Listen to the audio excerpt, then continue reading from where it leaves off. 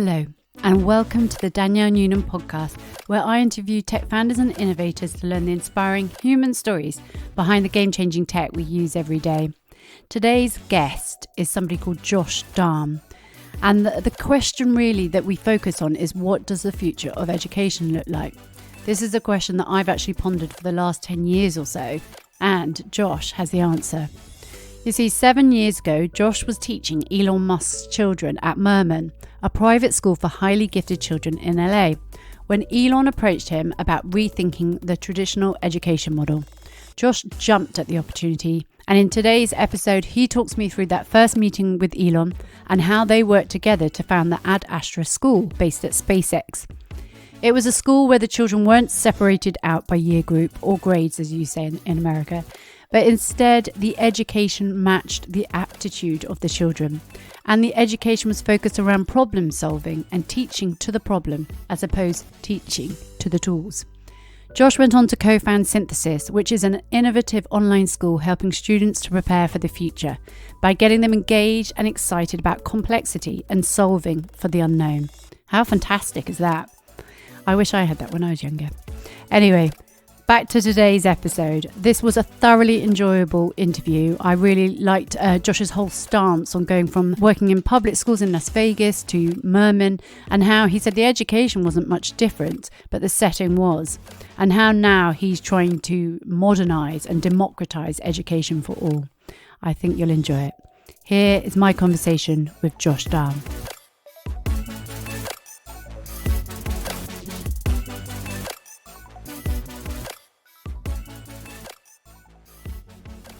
Josh, thank you so much for joining me today. With all my podcasts, I like to go back in time. Considering your kind of job in education, I think it's even more important. So my first question is, what were you like growing up, and what were the experiences that shaped you? I was a really good student in the first few years of elementary school. And I moved in fifth grade, and I went to a new school with new kids, and things kind of, I don't want to say they fell off the rails, but definitely I didn't love school the way that I did when I was younger. And I guess there was one, I was aware that there were these accelerated programs in my former elementary school, but they were only in math and I wasn't part of them. And then I went to the new school, and they had a gifted and talented program. And I think I don't know if I qualified or what the situation was, but I was suddenly spending time in these gifted and talented classes where I would be taken out of the traditional curriculum and, seminars in economics or, literature or whatever that may be. And I took great pride in being part of this group, so much so that I neglected to, really value the more fundamental classes. And, over time, that kind of attitude of both arrogance and confidence, got me in a lot of trouble, I would say, academically, just because I had a really negative attitude toward learning and towards my teachers. And I guess the deeper I went in school and schooling, the less I seemed to get out of it. And I was very adversarial. So, part of my career, strangely, has been in this gifted and talented education space. And I have all kinds of issues in some ways with the idea of gifted. But it is something that was really important to my educational background growing up. When you say it was important to you, and I know you've already mentioned that it gave you confidence and possibly arrogance, what do you mean by how important it was to you? Did it help you because you were getting a better, more advanced education, or was it on the kind of confidence side? I think it was just nice to feel special. I think we all at some level want to feel special in different ways. And I felt special because I've been anointed as this gifted child, so to speak. And that was really, that was, and whether the economic stuff or, the literature was even efficacious or not, it just felt good to be in a more relaxed, less structured environment. So I think I really took to that. And then it ended in high school, that kind of thing didn't happen. It was replaced with AP classes or honors classes or things like that. And it didn't have quite the same air of exclusivity, which I, as a 12-year-old, really, really came to like. It's interesting because when I was at school, I don't know if you know the English education system, but we have, I don't know if it's still like this now, but we had sets, so like top set, middle set, bottom set, and no one wanted to be in the bottom set, obviously. Right. But anyway, I was quite proud because I was in top set everything. And I think when you talked earlier about confidence, it gives you a certain level of confidence that despite the fact you're only kind of the top whatever percent in that school, and therefore you're being compared to your peers, and in reality you might not be quite as high up, but I did feel that, and I did feel that my learning suffered once I got to university, because I had felt like, I was quite intelligent and could get good grades. And then once I got to university, it all went out the window because suddenly I had to learn for myself, and I had to turn up to classes. And I was thinking, well, this is not what I thought it was going to be. So it's interesting that once you've been given a title of gifted or intelligent, that sometimes actually that can be a burden because you don't necessarily try as much. Well, that's my theory. But actually, while we're here and talking about gifted, I've been reading recently about how in the States, in New York especially, they are now, I think, taking away the gifted programs out of schools. And I want to ask you, is that right? And if so, what effect do you think it will have? Yeah, gifted and talented programs are largely, well, I guess it depends where you are, but I guess I will say that it tends to be sloppily applied. It's not universal across school district how one might qualify for a gifted program. Like in some districts, you need a teacher referral. In others, they'll test every second grader in the district. And then, on an NNAT, which is, a test of like basically pattern recognition and abstraction. And if you qualify, and because every kid takes it, then, you're then labeled gifted and talented and provide these additional services. And I guess for me, it's maybe more about what are the experiments that we're running in school, and then how we're trying to create better opportunities for every kid, and what would be like a more enlivening way to spend time in school. And if gifted and talented programs are that thing for some kids, then rather than, I think, eliminating them, it would be trying to provide those kind of experiences to more of the kids in the school. But I just think that one of the greatest challenges with our schools is that we're not really sure what's good. We don't know, and sometimes what is good it's kind of self-evident, or at least, it's grounded in like, this is the hypothesis of why this thing is good or why this thing is valuable to kids.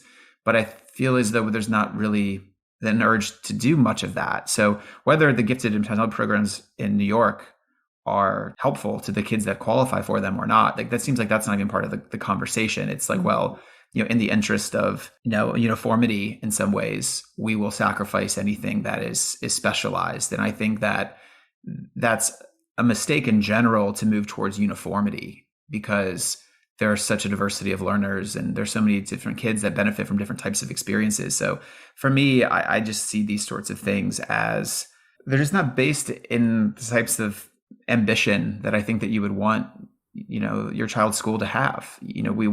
I want to see more experiments rather than fewer. And if getting rid of gifted and talented programs is just one fewer experiment, then that seems like a real mistake. Yeah, I mean, when I looked into it, because I was thinking, why would they do that? Because I saw loads of people that I follow complaining and saying that, it's something that really shaped them as kids. And I was thinking, well, why would they get rid of it? And I read, so first of all, on the one side, I think that I agree with you that once I thought it was because, forgive my ignorance, but I thought it was like some kind of woke culture thing. Like you can't have gifted because you can't use that title. And then I realized it wasn't anything to do with that. It was to do with the fact that when you did this kind of thing at the age of 4 or whatever it was, which is crazy, that it meant that a lot of children from disadvantaged backgrounds were not included, because at 4 years old, it's a certain child that is seen as gifted, as in one that's been able to learn already and had kind of the resources around to learn and become a bit more aware of the world. I mean, most 4-year-olds are just sticking their fingers in Play-Doh and whatever. But then I saw that it then made sense. So I think it's one of those things, and that's what I love about online learning, because it evens the playing field out. It's not everyone applying for a certain program or a certain school. It's just kind of open for all to some degree. But anyway, moving on. I think, am I right in thinking that you studied philosophy at university? Is that right? That's right. Yeah. Yeah. Okay. And then you end up a 22-year-old, fairly young, and starting in Vegas in the public school system. Can you tell me about that and how you ended up moving to LA? Yeah, a program called Teach for America. So you commit to teach 2 years in some of the most resource needy schools in the country. So I taught in East Las Vegas. I was there for 4 years total, teaching fifth grade. And then my last year, I ran the gifted and talented programs there. But yeah, I mean, I have to say, having 33 students in kind of that first day of school, and I felt like a total imposter. I remember taking some kids aside at the end of that first week. We were just doing one-on-one conferences, which seemed like a really good idea, which was a really good idea. But I would just ask kind of at the end of our conference, like, does this feel like school? Like, are you buying that I'm your teacher? Because I definitely did not feel like that at all. And what was really astounding was just the amount of time, just whether the kids arrive from like 7:45 in the morning, they don't leave until like 3:15 in the afternoon. There's a pretty brief lunch, and then there would be a special, so music or art or computers or whatever that might be, where there would be a specialist teacher. So that's kind of your opportunity for a break as well as lunch. I think for me, maybe the most formative part of that experience, beyond just seeing the inequity in our schools, is the amount of time, but then also what the expectations are with how you use that time, because you're basically given an impossible problem. You've got kids that are not reading in fifth grade, and you have kids that are reading at, I don't know, like a high school level. You have kids that are quite conversant and fluent in math with great numeracy, and those that truly do not know their multiplication tables. And, at the time, differentiation was kind of and it still is in some ways, like, okay, well, what you need to do as a teacher, because there's just one of you and 33 students, is divide the kids into groups based on ability levels, and then just kind of have them rotate through. So maybe you do a whole group lesson, and then you have the 6 different groups kind of rotate for 10 minutes, and you kind of just give them some quick lessons and a couple of quick practices. Then hopefully, if you assess enough, then you can move kids towards the standard. So for me, it's incredibly difficult, both emotionally and intellectually. And so for me, I think maybe the way I coped with it was just creating different experiences. So if that 6-hour Thursday, if I knew that at least for an hour of it, I was going to design something that was unique, that I really cared about, it was a lot easier to sell that to your students than yet another worksheet or yet another small group activity or yet another reading passage to identify what the main idea is, right? So I think that to need to be creative and to putting that creative pressure on myself every day to create new things that might be interesting. Some of them were terrible. Actually, most of them probably were. But at least I was bought in enough to be able to tell my students, like, hey, like, I think that this way of looking at it is unique. So that was, so it was 4 years of my life in Las Vegas before I moved to LA. And when you were in that classroom, obviously 22 is fresh out of college, you're feeling like an imposter as it is. Did you see a marked change once you kind of switched up the curriculum a bit? Did you see the children engage more? I'm assuming you did. Yeah, I think definitely better engagement. But what I came to realize is that sometimes the background knowledge that you need to answer a problem is just a total killer. So, if you wanted to do something on the Arctic Wildlife Refuge or something like that, or it doesn't matter what the specifics are, but if you wanted to do something on a contemporary political issue, it ended up, you needed seemingly, dozens of minutes of background, whether that's through videos or readings or just even kind of mocking up what the different problem would be. And so the thing that I started trying really early on was how to ask a question with very basic choices so that you could reason through them without needing tons of background.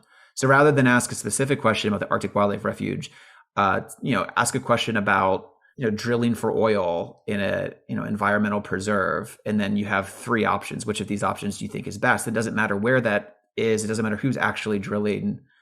You almost are agnostic in terms of the details, so that you can kind of get to the heart of what the question is really about, which is resource acquisition as it relates to like the public and private sectors.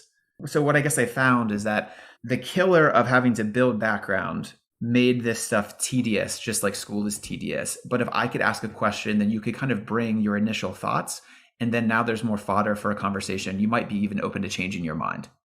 So it felt like a lot of school, especially when it related to projects or kind of the bigger questions, were rare, but when you would have them, it would require tons of background knowledge. And it feels like school in general is almost just one long quest to give students the fundamentals or all the background knowledge they need to actually go do something. But whether or not that's true doesn't seem to be measured. And also, I think it's quite clear that it's not true, that just endless accumulation of basics is going to lead to some sort of synthesis of all these things into something that will make you feel powerful. So I guess in a small way, it was like these little designs of activities for the kids kind of grew into the stuff that I work on now. Absolutely. And it's so nice to hear about the kind of transition. But so you're in these public schools in Las Vegas, and then you move to LA and you go to work in like one of the most prestigious schools. Can you tell us about that and what the kind of change was like? I mean, the change was aesthetic. That was the thing that struck me first. I mean, there are flowers everywhere where I was used to, metal gates and, lush green fields for the kids to play on, when in Las Vegas, it was mostly like burnout and kind of brush, that type of thing.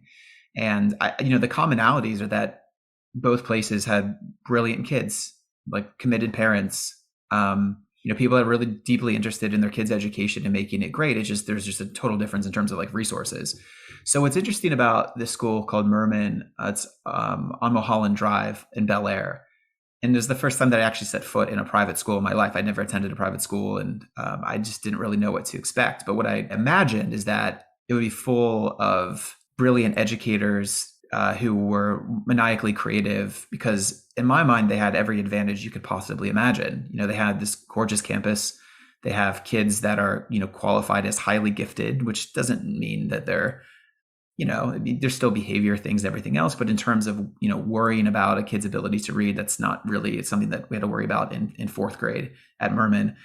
But what I found was just a lot of stasis, a school that had been around for 50 years, but in a lot of ways had abandoned its kind of innovative foundings and had become just another private school that was using the same textbooks and really the same structures in a lot of ways that I'd seen in Las Vegas. So for me, that was breathtaking in a lot of ways. And I was told, in your first year, you should just see what everyone else is doing and then kind of understand. And then, in year two, if you have some of your own ideas, you can try those out. And I did not comply with that request. And at one point, I remember asking the lower school dean at the time, because she was reprimanding me for something or another.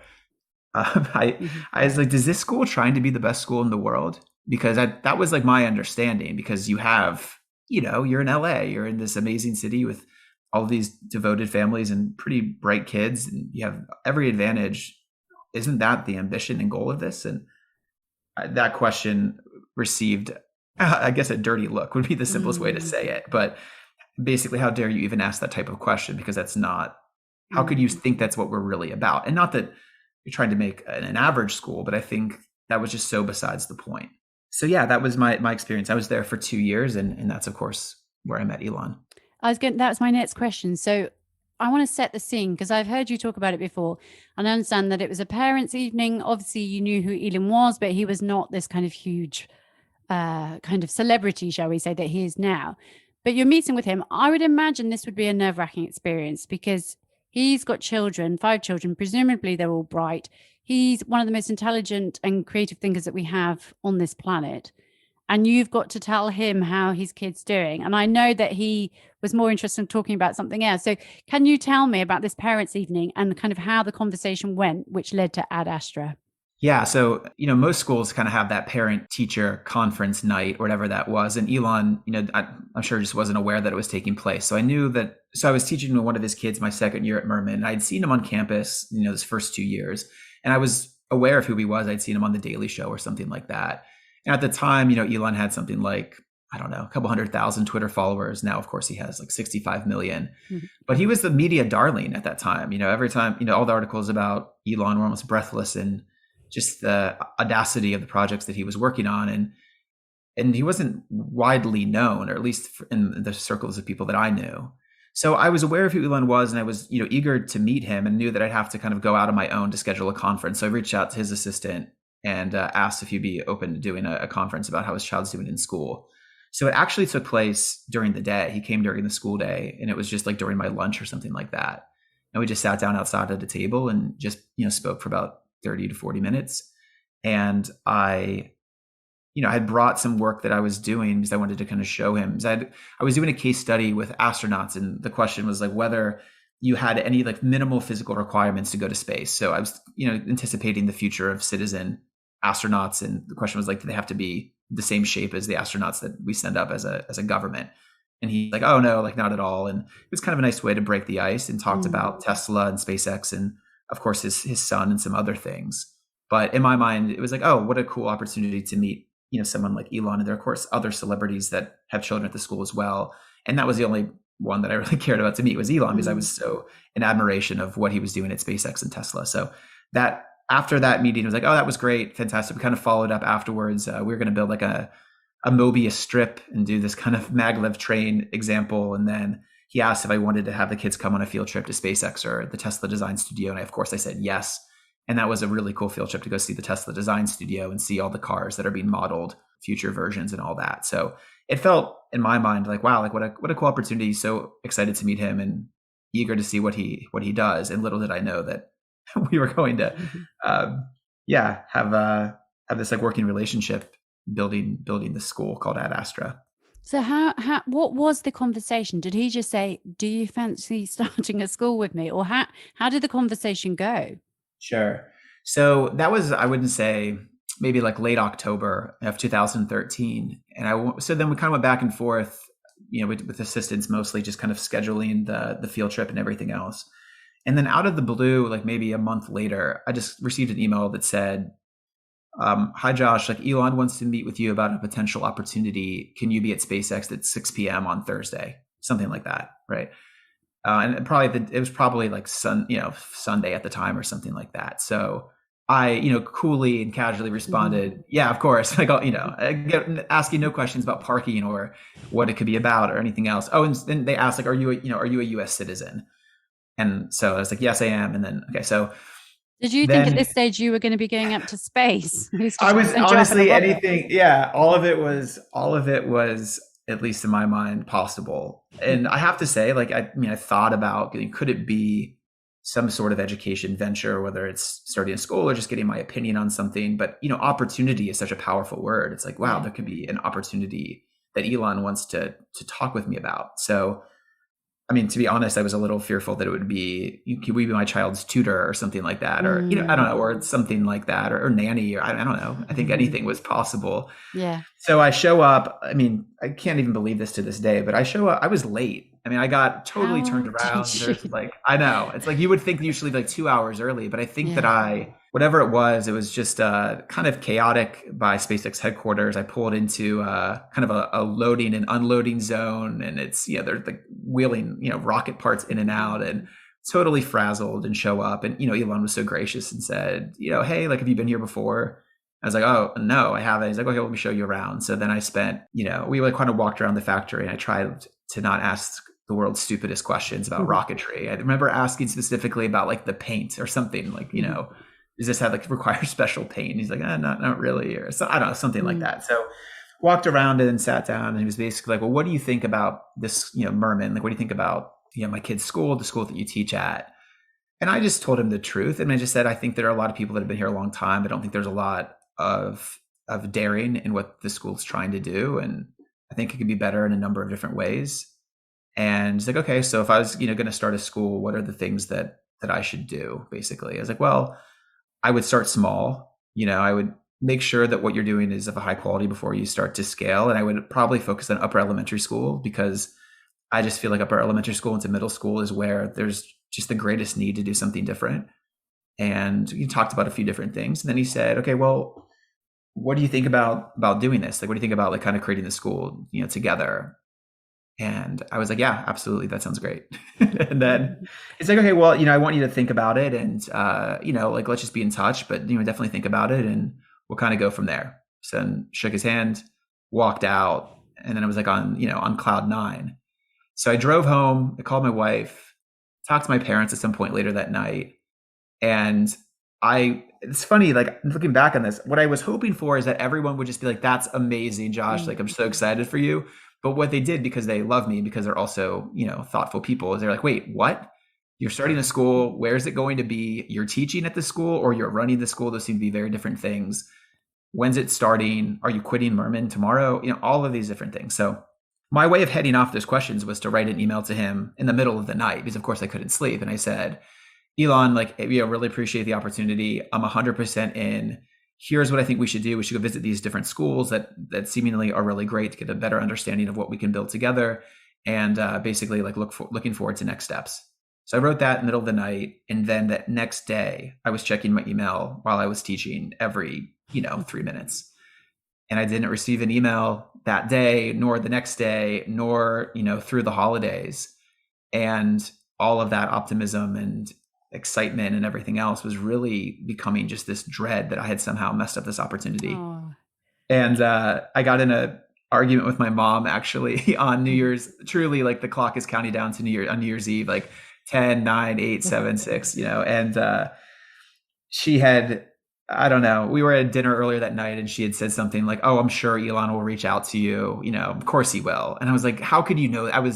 I'm not proud of the way I responded to my mother just being so optimistic. I was like, why do you think that he would do that? It's been a month. Like, if you really want to make this happen, like you make it happen, and it doesn't seem like it's going to work out. And yeah, I was really disappointed by it. So at midnight, I said something really snarky about, I'm grateful that, you're so falsely optimistic about something total. I mean, again, I'm like totally mortified by this now looking back, but yeah, again, as things happen, Elon wrote to me in January and said, "Hey, things got really busy," and you believe him when he says that. And would love for you to meet my my ex-wife Justine and sit down and kind of talk about what the next steps are. That's incredible. I think for all that time that you were waiting for him to get in contact, you must have been like, okay, like you almost must have felt like you've ruined the best opportunity you had to do something incredible, because I imagine you've told everyone that you're allowed to that this is a possibility that's going to happen. And then it's like, how's it going, Josh? No call yet. It's like the unrequited love, when you meet someone, you think, oh, it's going well. And suddenly they don't call. But anyway, so fantastic. He did call. You were over the moon. I'm sure you apologized to your mum. And how did it start to happen? So did you work in terms of working with his ex-wife? Was that to put some kind of curriculum together or just logistics, or where did you go like from that moment on? Yeah, I think it was meeting with Justine to, because their children were going to come to the school. So that was the first thing that needed to be agreed upon. And then once that was, we sat down, had like a lovely coffee and talked about what could be done.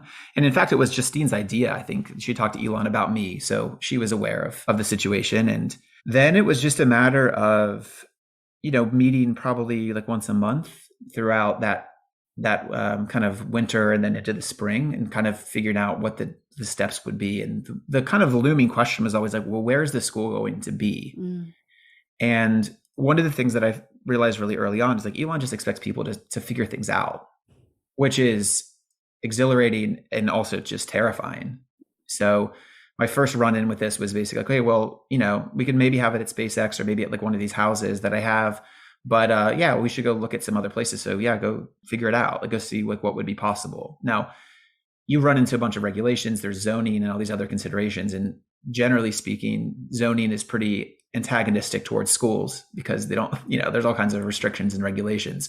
So one thing that was clear kind of early on is that we were going to model it like a homeschool, almost like this homeschool share. So families that are agreeing to send their kids, to this place, but we're not going to try to look like a school in a lot of different ways. So really in those months, we just talked about, what the structure of the school would be like, how many kids should be involved, maybe like what the course of study would be, and then, where the location would be held. So I was still working at Merman. I didn't quit. I finished out that year. It was important to me that I not, try to bring students from Merman to this new project. And in a lot of ways, I just wanted to protect myself, I guess, in some ways, because once it was announced, there were a lot of teachers that were reaching out and wanting to join the project. And I totally understand that. At the same time, I wasn't really sure if I would remain in charge of it. It's when you're when this opportunity is coming up and we're kind of talking it through, you're always wondering, like, couldn't Elon hire, the head of the Department of Education at Stanford, or, he could hire anyone in the world. So that imposter stuff never goes away. And I think for me, I was always really aware of the shame of having it end prematurely. In my mind, right? If like it had never started, that would have been it. Well, first of all, if he had never responded to my original email, that would have been the first failure. And then it was like, well, if we never get it off the ground, that will be the next failure. And then it's like, if we never get through like that first year. So it felt like I was playing with the house's money, once that first year especially was complete. But in that the planning stages, it was really, just trying to just do the basic logistics. I wouldn't say that it was big visionary stuff. It was really just, okay, like, when does the school year start? Who's going to be involved? How many hours? And who's going to join his 5 kids? I think, I'm so pleased that you're telling me the kind of background to what you do now, because I remember watching a Elon Musk interview years ago where he mentioned it was at the same time because I had my kid 10 years ago. And that's when I started to get passionate about looking into different ways of educating children. And when he did this interview and he said, well, my kids actually go to a school on site at SpaceX, I was like trying to find anything out about it because I was just like, well, look, he's doing it. Like, it must be possible. And I remember talking to other parents at my kids' nursery, and I was trying to convince them that we could do something, set up a little school and we could take them on field trips. And how hard can it be? Obviously, it never happened. But I was really like dreaming about it because my kid was obviously about to go into the school system in inverted commas, and I was not looking forward to it. He was very introverted, bright, but was quite shy, and I just couldn't see how it would work for him. But anyway, I looked and there was nothing. Literally, I knew it was called Ad Astra, so I was searching for that. I couldn't find a website. I couldn't find any information about you. And it's only in the last few years that I've learned more. So I know that it worked out for you, and you did more than 1 year. I think you did 4 years. Tell me how we did or 6. 6 years. Yes. Yeah, okay. Yeah. And what? So didn't it kind of slow down or kind of change mold a bit because of the pandemic? Can you tell me what happened to it? Because I know it exists in another form now, and how synthesis grew out of it. It was clear, so I guess in that first year, so the school starts in the fall of 2014, and a few months later, these articles start coming out about it, partially maybe because Elon mentioned something in an interview that he gave. And there's all this speculation about the school. I think The Guardian called it like the most exclusive school in the world, and all kinds of speculation about who's involved and what it's like and what the kids do all day. There's a Washington Post article that talked about, kids that play with flamethrowers, all this stuff. And from the, from our end, the people that were actually doing the work in the school, we just didn't want to be a thing, if that makes sense. Like, we didn't want to be a distraction from what SpaceX and Tesla were doing. We didn't want in any way to reflect negatively on Elon. And we also, especially when we were in this house, Gene Wilder's old house, as it turned out, off of Sunset Boulevard in LA, like near UCLA, we were really fearful that the neighbors would call and, we'd have to find another location, because that was always like the really difficult thing to figure out. So we tried to just play it really cool, like not to share much online, to do admissions, really only through SpaceX families. So that was kind of just word of mouth. And these articles came out, and a lot of the stuff was just not true. But what else are you going to do? I mean, didn't really matter. We were a small school. We didn't need that many students. And as long as we could convince families to send their kids to the school, then that's really all that needed to happen. But, thinking beyond just, running the school and making sure that the project continued, having that experience at Teach for America and knowing how most children are spending their days in school, I just really wanted Ad Astra to stand for something quite a bit more. And the obvious thing to do when you have resources is you just hire world-class people. And Elon, at his companies, has essentially one standard. And that standard is, like, he expects, world-class people who are able to do unbelievable and unprecedented work. So, one of the logistical challenges early on was like, well, first of all, Elon wants to interview everyone that joins the school. So that's its own challenge, because just because someone has their PhD from MIT doesn't mean that Elon thinks that they are good enough to teach, pre-algebra or something like that, right? Which is like, that's Elon. He has that standard, and it obviously serves him really well. Whereas it was more practical. It's like, listen, yeah, maybe they aren't good enough to do avionics at SpaceX, but they certainly can do pre-algebra. They're more than qualified to do this sort of thing. So anyway, I guess what was important to me was that when people would come to visit the school, we've always been open. Ad Astra was always open to educators, and we always take calls with people that are looking to put schools together. Is that we had something that was different and unique, and that if someone was going to say that Ad Astra was an innovative school, that we'd be able to point to something and say, here's one of the experiments that we're running that I think is really unique and worth maybe scaling or replicating elsewhere. So because I was running the school, and because I had brilliant colleagues who were doing things like chemistry and economics and other courses, I focused my attention on this thing that I called synthesis, which started out going back to like Las Vegas and posing these questions. with seemingly equivalent answers and having kids reason, through like why this option and not that option, though all of them are defensible in some way. So it started there with kind of designing different case studies and designing different challenges. Then it eventually evolved into designing games. And it's the one thing that, I would always highlight, because it's one thing to have, your science teacher have their PhD from Caltech, and that's amazing. But if you are a school leader or a teacher at a school, I found, at least when I was in Las Vegas, that kind of thing would just annoy me. I don't know how you can take a lot of credit for having just hired a brilliant person to teach children science when you have all the advantages of being at SpaceX and having, Elon's support.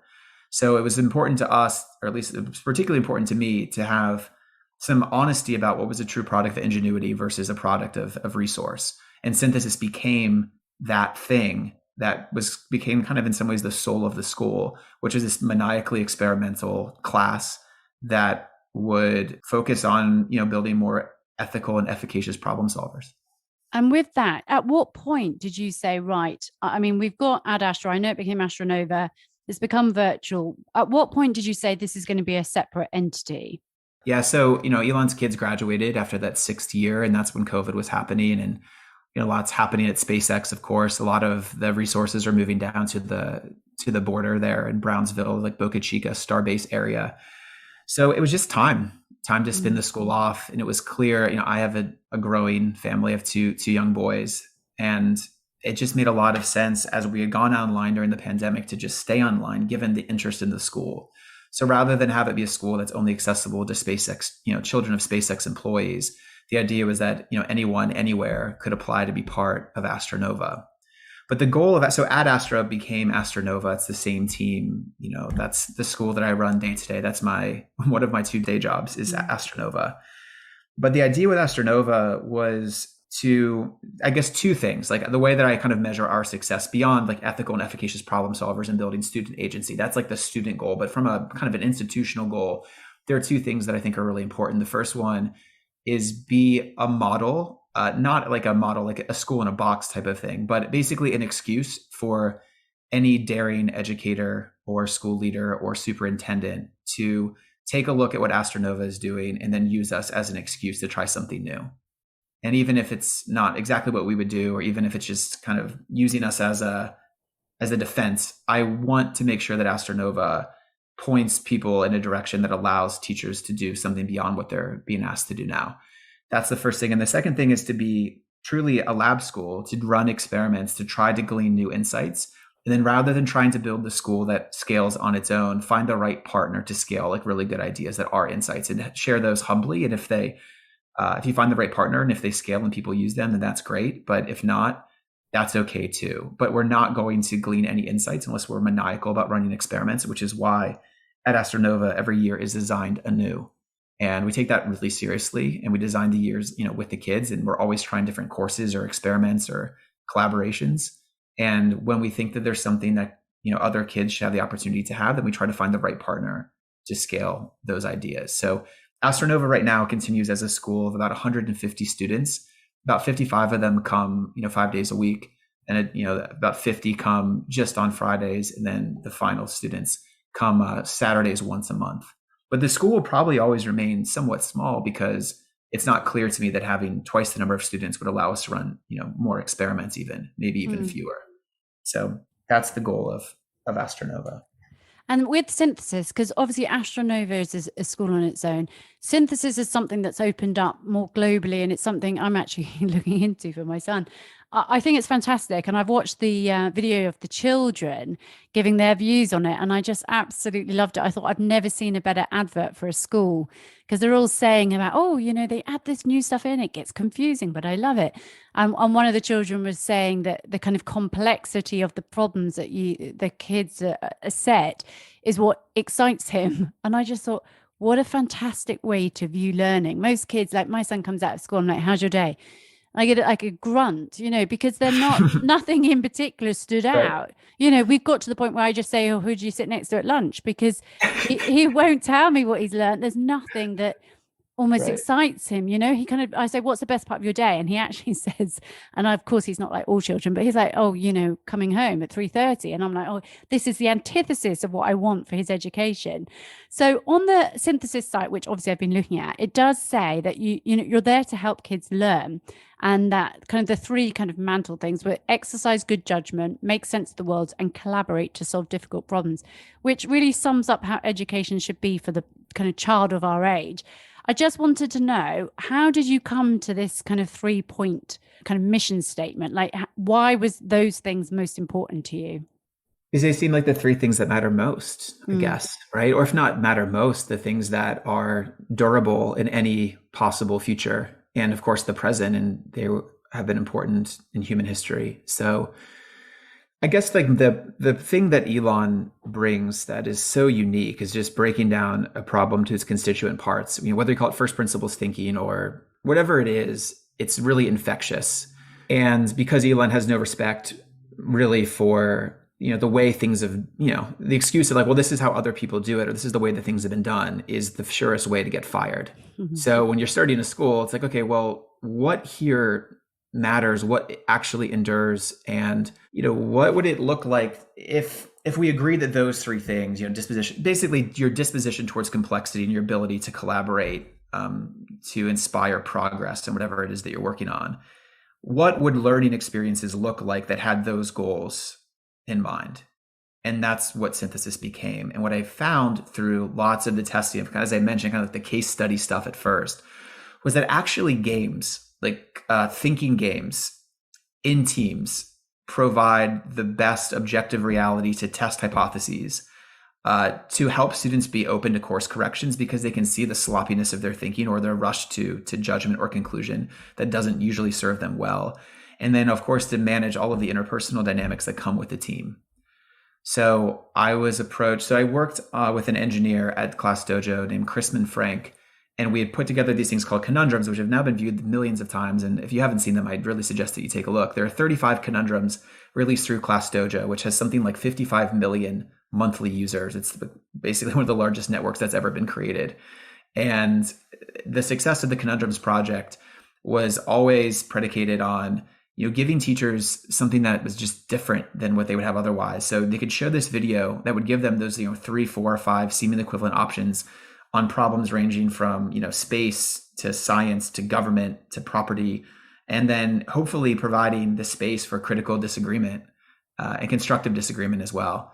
So I guess I've always hoped that students could disagree with their teacher in school, and that would be seen as a positive thing. And Conundrums felt like a really good way to bring that kind of environment to classrooms everywhere.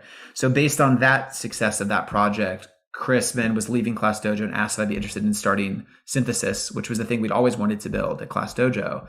And I would said no probably 5 or 6 times before saying yes.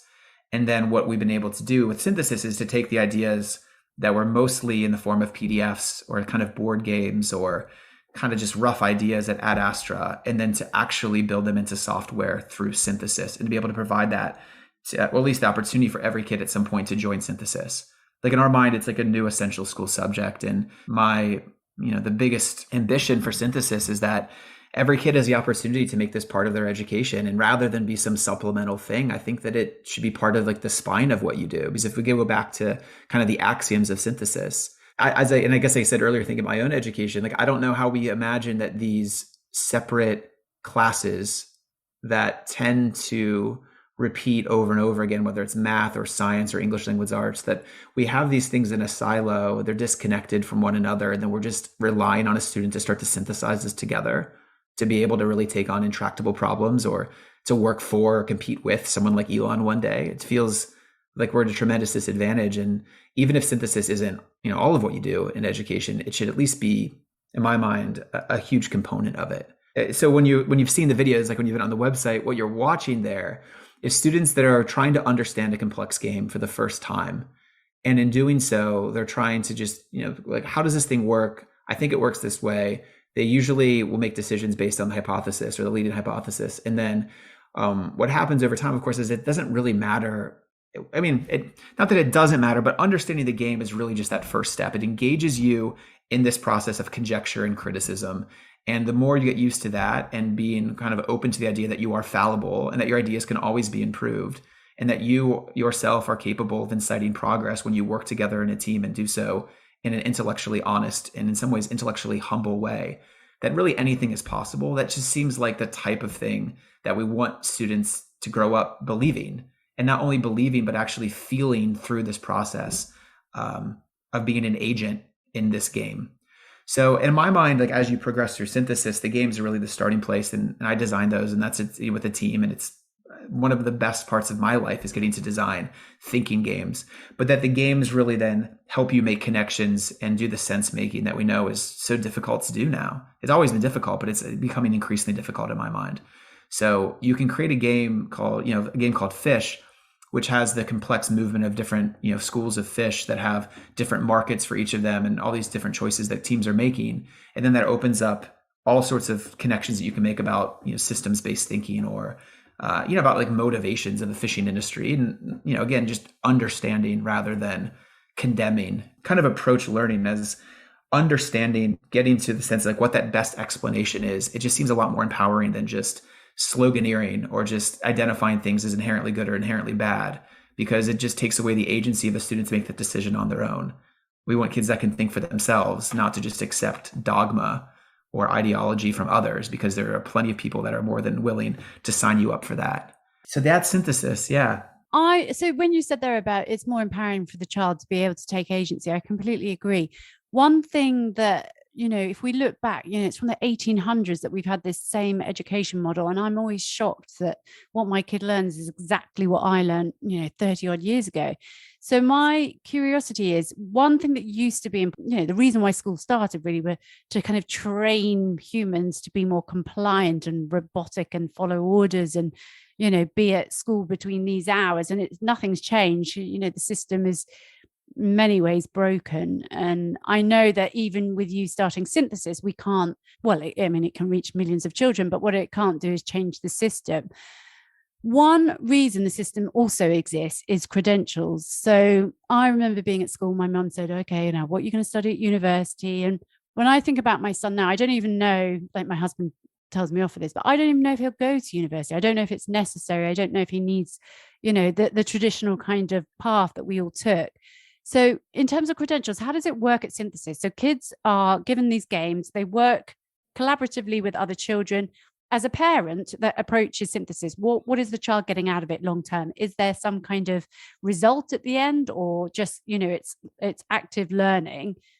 Is there a credential or none? Sure. No, I mean, there's a progression. I wouldn't say that there's like a credential at the end of it, other than think of synthesis as this bridge to working on real problems now. We don't believe that there should be an age limit at which you can do that. So if you think of like the early, if you just start synthesis, like what are you trying to do? It's like, well, you're trying to understand, we're trying to give you a feel for what it's like to truly understand how something works. And it's amazing how hand wavy people, we all do this, but we just, you're close enough. You understand this enough, or, okay. And that's, basically school's like that, right? It's like, they understand place value enough, and then you just sort of move on. But with synthesis, like we really want to hold you accountable. If you want to put in the work, you're going to understand, let's say this game of Proxima as an example, you will understand these scoring elements of how Proxima works. And then you have this deep understanding of this game and the kind of the different strategic pieces. So you can get that in something like chess. The difference, of course, is that you then have to work with the team that has maybe a different level of understanding than you have. And what you're trying to do is figure out how your team can operate effectively. So as you progress through synthesis, like where is this going? It's like, okay, well, you go through that. You understand what it's like to actually know something. You understand this process of conjecture and criticism. You have suspicion of your own ideas and the other ideas of others, and you want to like try to verify them as much as possible through rigorous testing. And then as you like move on, then we focus more on like just the connections and sense making and mentorship pieces. But I think the core to synthesis, the thing that you just don't often get, or maybe I never got, I don't know if you ever had it in school, but is real reflection, to actually look back on the choices that you made and to think about what the course corrections would be to make a better choice going forward. So if this is all about decision making in the end, what is our capacity to actually look in the mirror and to think about how we could make a better decision, or to be cognizant of the fact that you've decided that you unilaterally were the leader of this team, that you silenced the voices of others, and whether those they had the right ideas or not, you just recognizing the team dynamic that was at play, and then ultimately, committing to improvement. And I think what's nice about the technological tools that we have at Synthesis, of course, is that you can record, breakout rooms where students are working through these problems. And then you can have these moments that you're identifying that are really important to you. I don't know if you've ever seen the movie Inside Out. I have the young kids, so that's like one of their favorites. Yeah. But the idea of Synthesis is that you have these core memories, like these core moments that you have, and they don't always have to be your shining moment where you won the game. We're helping you kind of build the constellation of these moments that help you make sense of who you are as a problem solver and where you have opportunity to improve. And then ultimately to start to think about the problems that speak to you and kind of make your heart sing. Because the goal is not that you just do synthesis endlessly. It's that you do synthesis so that you are more self-aware and you are a more efficacious agent to go then work on a highly functioning team, to know what it feels like to be able to add value to any team, but also to know kind of that beautiful lure of a problem that you just can't imagine not working on. So synthesis becomes kind of the way to do it, in my mind, is games, because it provides the opportunity for you to figure things out on your own.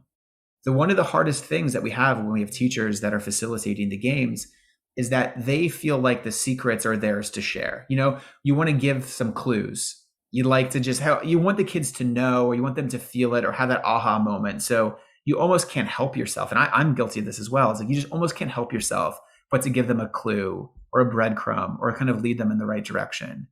But really the only way to do it is to have them learn to figure it out together. And it's not our role to give them the secrets, just as it's not our responsibility to just give them, knowledge, to just pass down knowledge or ideology or anything else. It's like, I need, if we are talking about a generation of more ethical and effective problem solvers, they will need to reflect at a level that our leaders are not reflective. And they will need to feel what it's like to operate at a really high level and to feel that kind of that energy, electricity of flow and all these other things. And if we don't give that to them because we want to take shortcuts or we think that it's too hard for them to do, then we're just doomed to repeat the same mistakes as it relates to the leaders and structures of today. So it's hard work, synthesis. I think sometimes we maybe don't make that as clear as it is. It is really difficult work. It is frustrating. We have the kids play against college kids at times, and we ourselves as a company play every Friday. And the games are really difficult. It's really hard to manage 4 different auctions that are going on at the same time, the different auction styles, trying to put together a collection of artwork that is also in harmony. So you're competing with market forces, but also something that's just a little bit more, beautiful in some ways.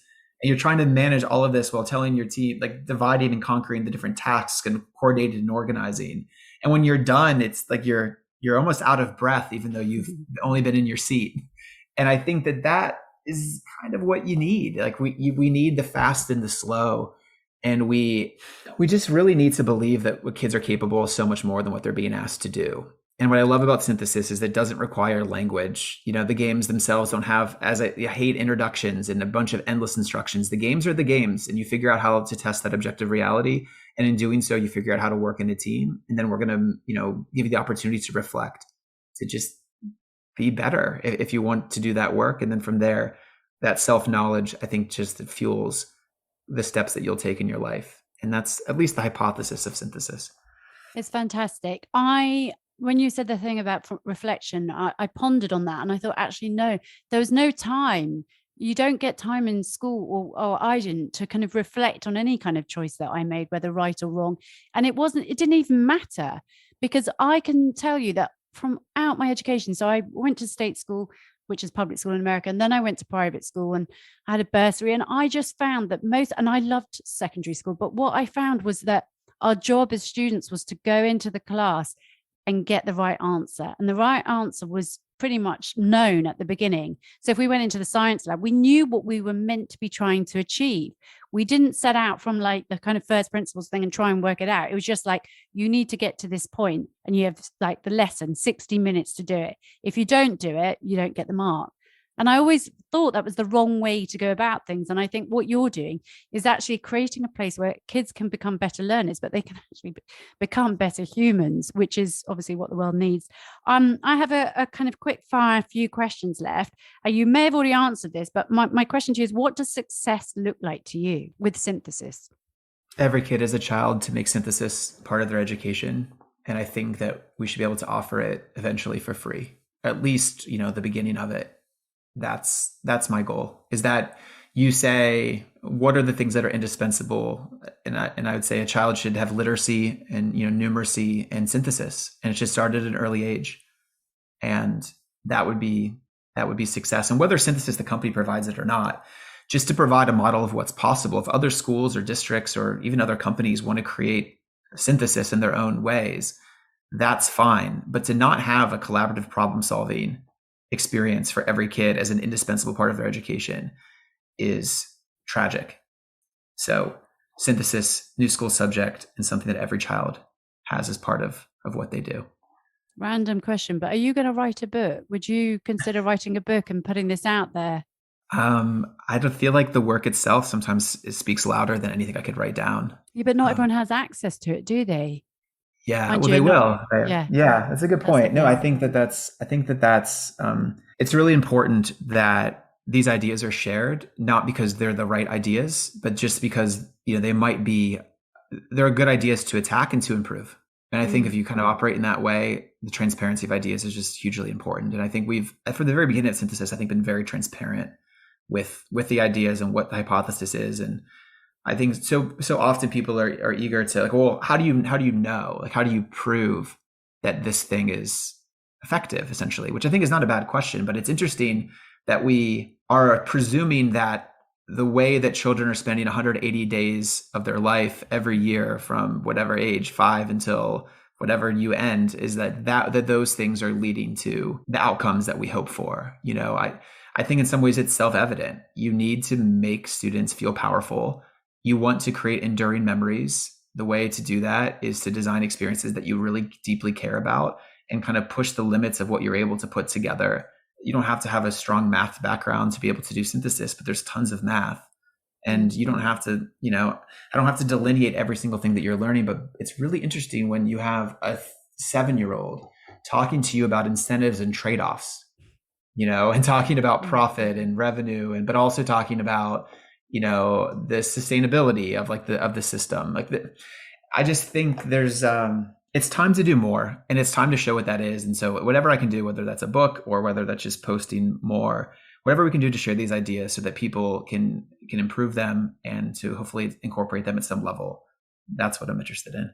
Fantastic. Last question. If you could go back in time, say, let's go back to a 22-year-old Josh, or even younger, when you were at school and you kind of found like you were falling off the set path for you. What one piece of advice would you offer a younger Josh?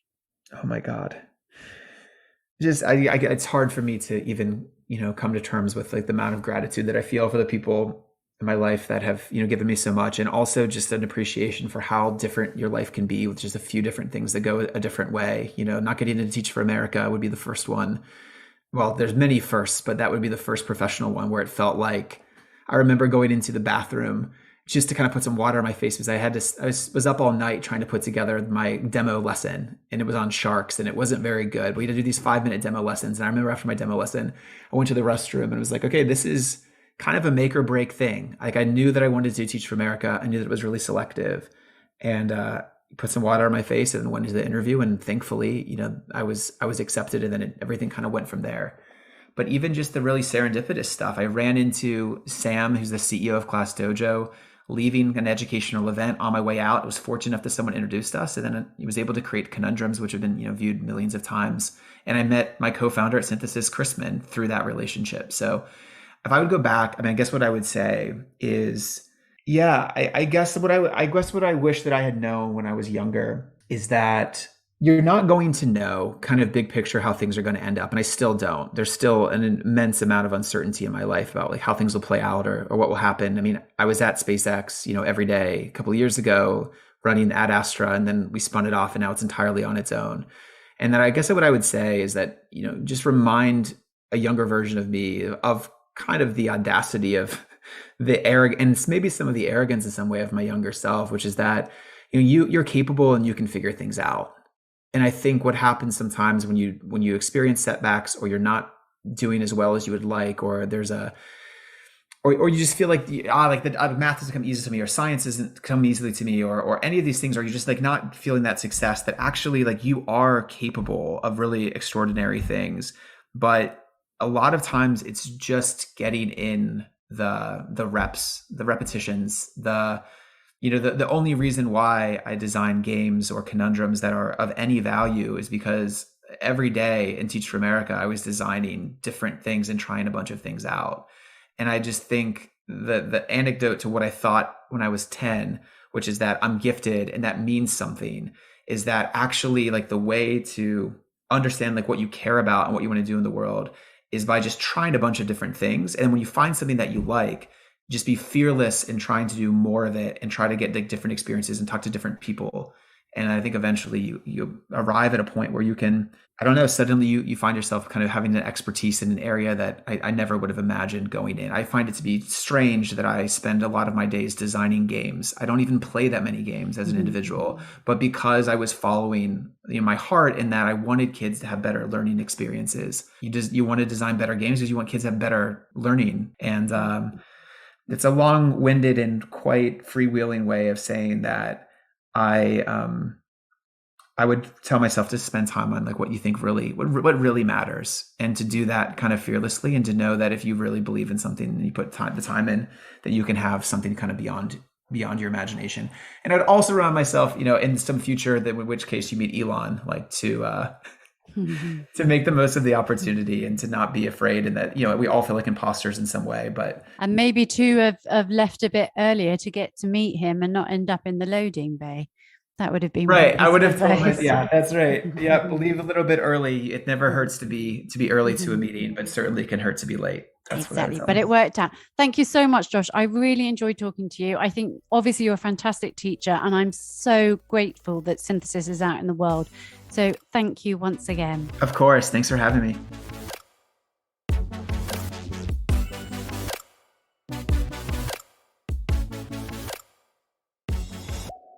Thank you for listening to my interview with Josh Dahn. Josh once said that Ad Astra was special because we had a once-in-a-lifetime opportunity to design a school from first principles. And that's exactly what he and Elon Musk did. Now, Synthesis is doing the same, but online and open to all.